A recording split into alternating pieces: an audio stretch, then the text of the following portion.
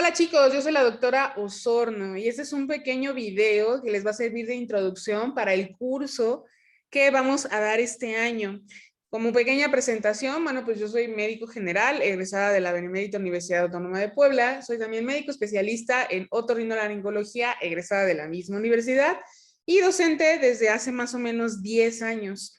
Este curso tiene como finalidad prepararlos para el examen de admisión universitario para licenciaturas del área de la salud, es decir, todos aquellos que deseen ingresar a medicina, enfermería, fisioterapia, independientemente de la universidad a la que ustedes aspiren. Este curso tiene una serie de temas que están presentes en la gran mayoría de los exámenes de admisión de muchas universidades de la República y que incluyen sobre todo pues biología, química, bioquímica, anatomía y fisiología.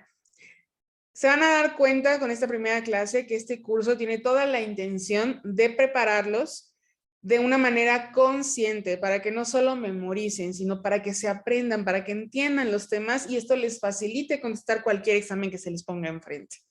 Vamos a comenzar con una de las teorías más importantes, uno de los temas más bien más importantes para cualquier examen de admisión universitario, que son las teorías del origen de la vida.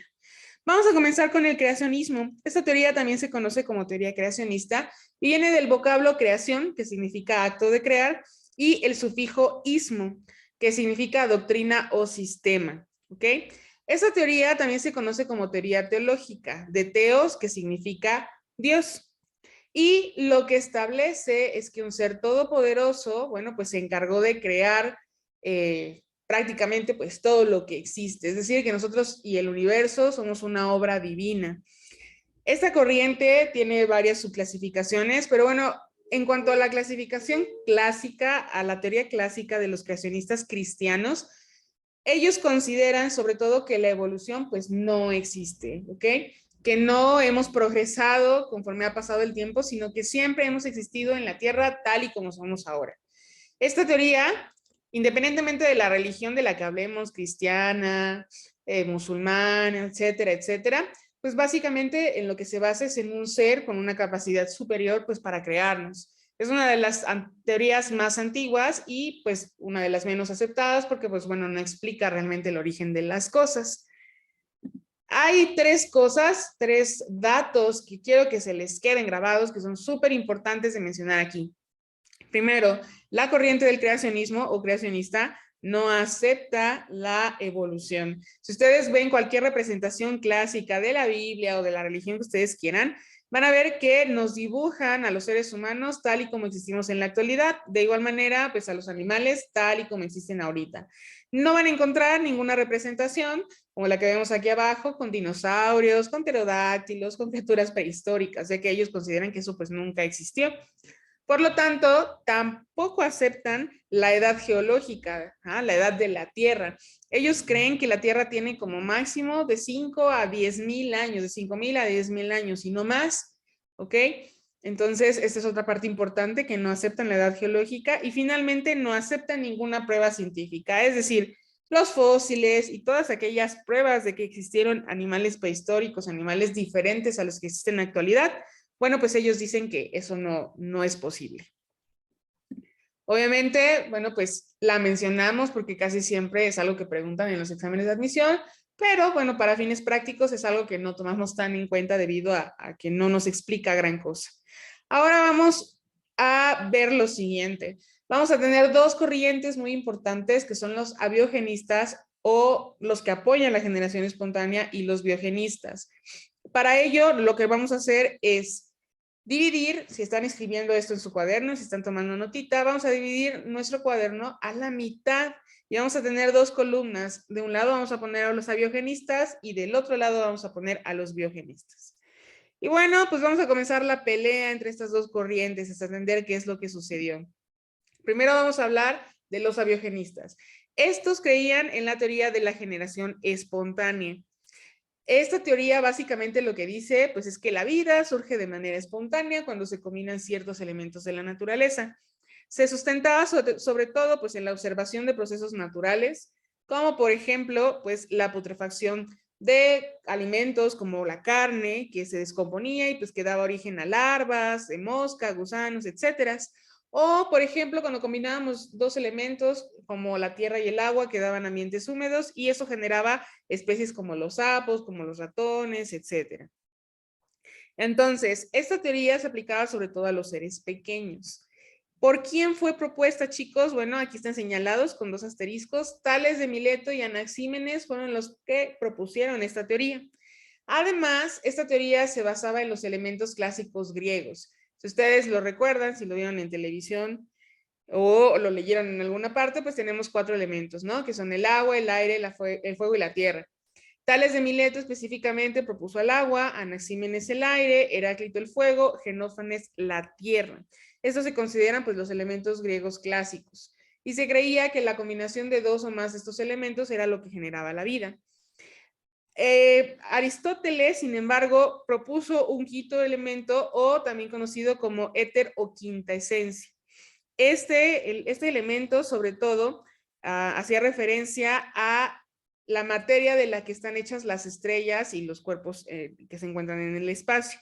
Aristóteles creía que el fuego, la tierra, el agua y el aire, es decir, los elementos clásicos, eran terrenales y corruptibles y no eran dignos de, pues, de crear las especies del universo, por lo que este quinto elemento lo consideraba inmutable, celestial, el éter, ¿sí? Algo muy, muy característico pues del espacio, que solo existía en el espacio exterior. Ahora, además, Aristóteles, esto grábenselo muy bien, Aristóteles propuso el término entelequia o entelequía. Este término también se conoce en algunos libros como fuerza vital, como soplo vital o como soplo de vida. Lo que él decía era que se necesitaba ese soplo vital, ese soplo de vida para dar origen a los organismos. Es decir, no solo era la combinación de alguno de los 4 elementos, sino que ese soplo vital era fundamental. Esto es algo muy característico que preguntan en los exámenes de admisión.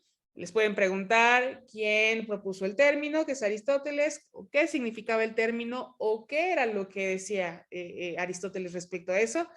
Y pues básicamente era que sin este soplo de vida, pues la vida no, valga la redundancia, la vida no podía existir. Aquí tenemos una imagen que nos representa pues esta idea de Aristóteles. Tenemos 2 mosquitas con un pedazo de excremento, en la que una le dice a la otra, sopla, sopla, que a Dios le resultó, refiriéndose precisamente pues a la creación de los seres vivos. Aunque no lo crean, esta teoría permaneció por más de 2000 años. Esto sobre todo por el peso que Aristóteles tuvo en nuestra historia, ¿no? Mucha gente no se cuestionó sus ideas por muchísimo tiempo. Tanto fue así que en la Edad Media se seguía creyendo en la generación espontánea y precisamente una persona de apellido Van Helmont propuso varias recetas para generar animales. Él, por ejemplo, decía que al mezclar trigo y ropa sucia, después de 21 días obteníamos ratones. Él decía que se tenía que estar en una habitación con las puertas y las ventanas abiertas, que debíamos tener ropa sucia y granos de trigo y que lo dejáramos pues como reposar durante 21 días. El hecho de que las ventanas y las puertas estuvieran abiertas, él lo explicaba pues para que entrara la famosa fuerza vital que proponía precisamente Aristóteles. Esta receta resultaba infalible, más allá de que los ratones resultantes no eran ratones bebés, sino que eran ratones adultos. Entonces, incluso Van Helmont llegó a clasificar a los ratones como ratones generados de manera normal, que eran ratones bebés que se reproducían entre ellos, y ratones de generación espontánea, que eran ratones adultos en cuanto aparecían. De hecho, aquí el ejemplo textual de lo que decía su receta para fabricar ratones. Él decía que las criaturas como los piojos, los chinches, las pulgas y los gusanos eran miserables huéspedes y vecinos, pero que nacían de nuestras entrañas y nuestros excrementos. Y de hecho él mencionaba que lo verdaderamente increíble de ese experimento es lo que les mencioné, que los ratones que surgían del trigo y la ropa íntima sudada no eran pequeñitos, ni deformes, ni defectuosos, sino que eran adultos perfectos, adultos provenientes de la generación espontánea. Ahora bien, en algún momento pues alguien se tenía que cuestionar si esto era cierto, y ese fue Francesco Redi, un médico italiano que realizó una serie de experimentos que les voy a explicar a continuación. Primero, sus experimentos consistieron en rellenar varios frascos de carne y taparlos por completo. Él se daba cuenta que en la carne que se quedaba descubierta, que se quedaba al medio ambiente, pues con el paso de los días aparecían larvas.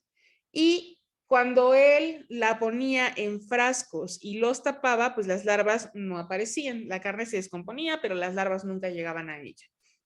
Él entonces hizo una primera serie de experimentos con frascos tapados. Sin embargo, los abiogenistas rechazaron esta teoría porque decían que al estar tapado el frasco, pues inevitablemente la fuerza vital, la fuerza de vida, pues no podía entrar. Entonces decían que ese experimento no era válido. Entonces él hace un segundo experimento que es el que vemos aquí en pantalla, en el que en el frasco A lo tenemos completamente destapado, el frasco B lo tenemos tapado herméticamente y el frasco C, esto es como en el primer experimento, y el frasco C solamente lo tapaba con un pedazo de gasa, un pedazo de tela. Con el paso de los días y tras múltiples observaciones, él se daba cuenta que las moscas eran las que se paraban en la carne, que dejaban huevecillos y que esos huevecillos se convertían en larvas. En el frasco destapado, bueno, pues se llenaba de larvas. En el frasco tapado hermético, las moscas pues simplemente no podían entrar y la carne no se llenaba de larvas. Y en el frasco con la tela pasaba algo muy curioso. La tela permitía el paso del aire hacia la carne, pero no permitía que las moscas se pararan sobre ella, así que ellas dejaban sus huevillos en la superficie y por lo tanto las larvas no crecían en la carne descompuesta. Esto derribaba la teoría de la generación espontánea porque, bueno, la tela permitía el paso del aire, pero no permitía el ingreso de las moscas. De esta manera, Francesco Redi le da un golpe tremendo a los abiogenistas y se acaba esta primera batalla entre ambas corrientes. Abiogenistas 0, biogenistas 1. Bueno, pues vamos a continuar. En el transcurso de esta pelea ocurrió un evento muy importante en la biología. Anton van Leeuwenhoek, el que ven aquí en la imagen, era un vendedor de telas, ¿sí? Que a pesar de no tener una formación científica, era un comerciante, él era de los Países Bajos, se considera el padre de la microbiología. ¿Esto por qué? Él, mientras vendía sus telas, mientras desarrollaba su trabajo como comerciante, aprendió a tallar y a pulir cristal. Se dedicó al soplado y al pulido de cristal o de vidrio. Y se dio cuenta de que ese cristal pulido podía hacer que él observara de más cerca sus telas. Entonces, inicialmente, él lo hizo para observar la calidad de sus telas y pues producir unas telas mejores. Pero le dio curiosidad de observar otras cosas a su alrededor. Entonces comenzó a ver su saliva, comenzó a ver agua sucia, comenzó a ver incluso sustancias como la sangre o como los espermatozoides, bueno, el esperma. El microscopio que él creó era el que ven en la imagen aquí. Era como una especie de lupa en la que él tallaba un lente en esta zona y al asomarse a través del lente y colocar el objeto que quería observar, pues podía ver los microorganismos. Este comerciante de telas se encargó durante muchos años de dibujar todo lo que observaba.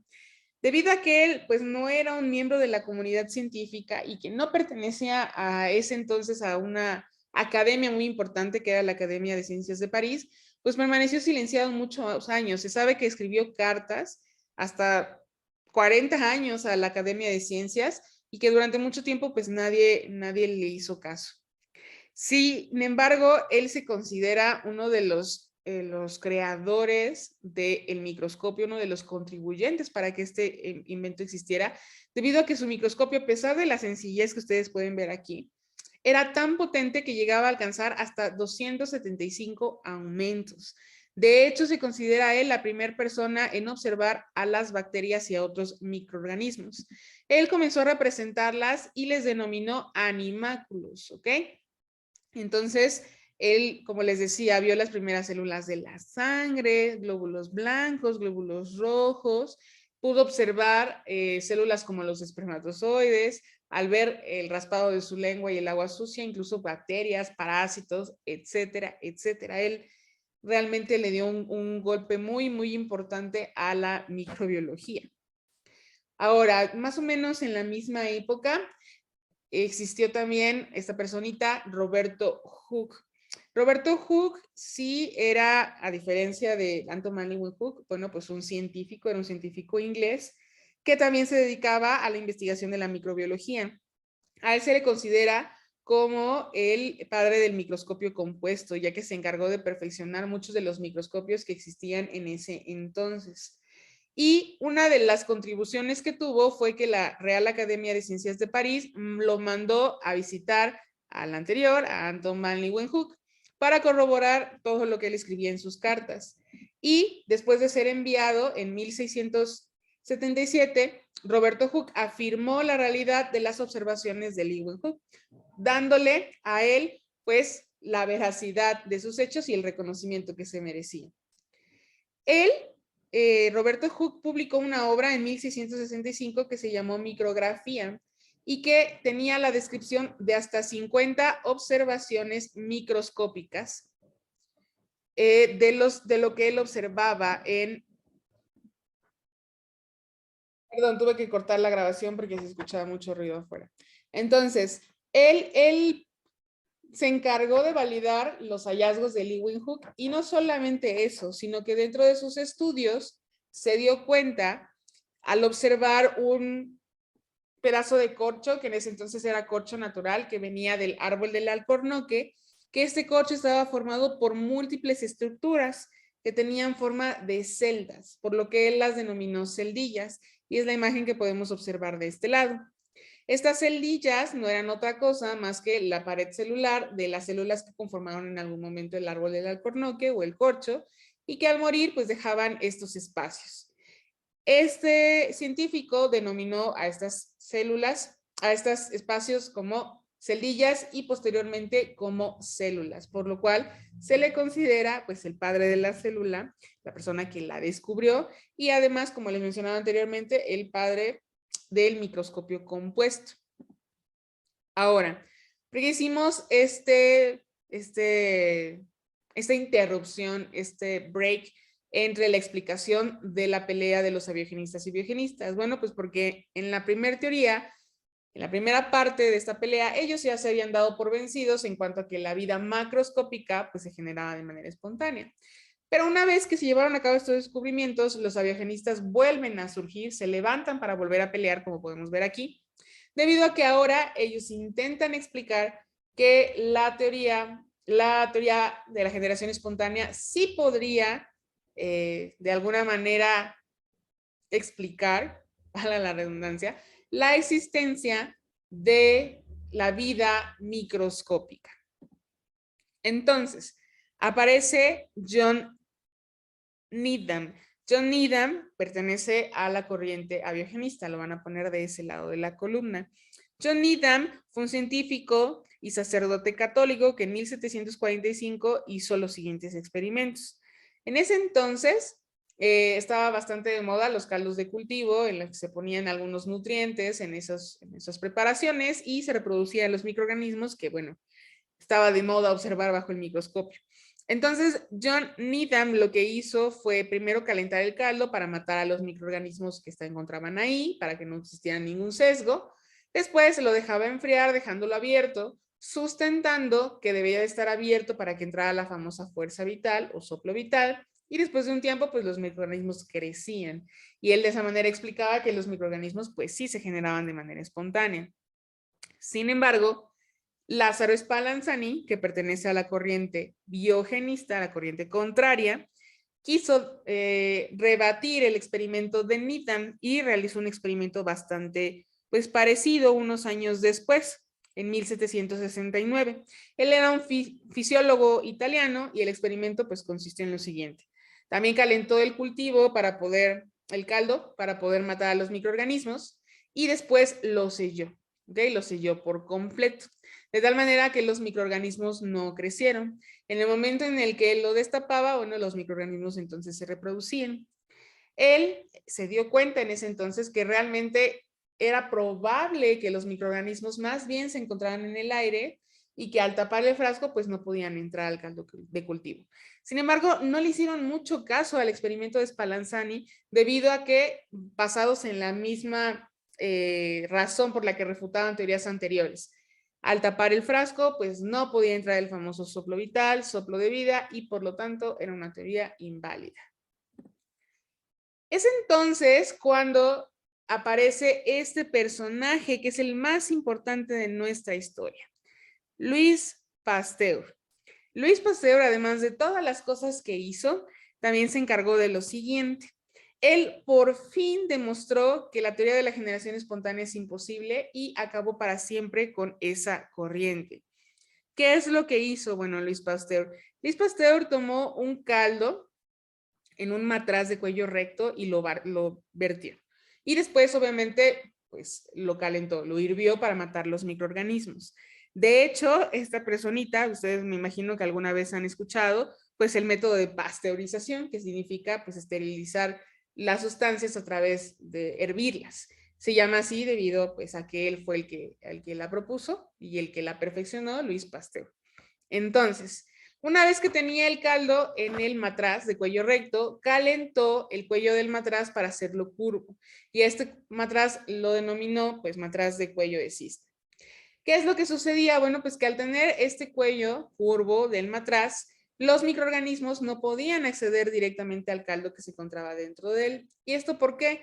Porque los microorganismos, pues a pesar de ser muy pequeñitos, pues tienen masa. Y si tienen masa, pues tienen peso.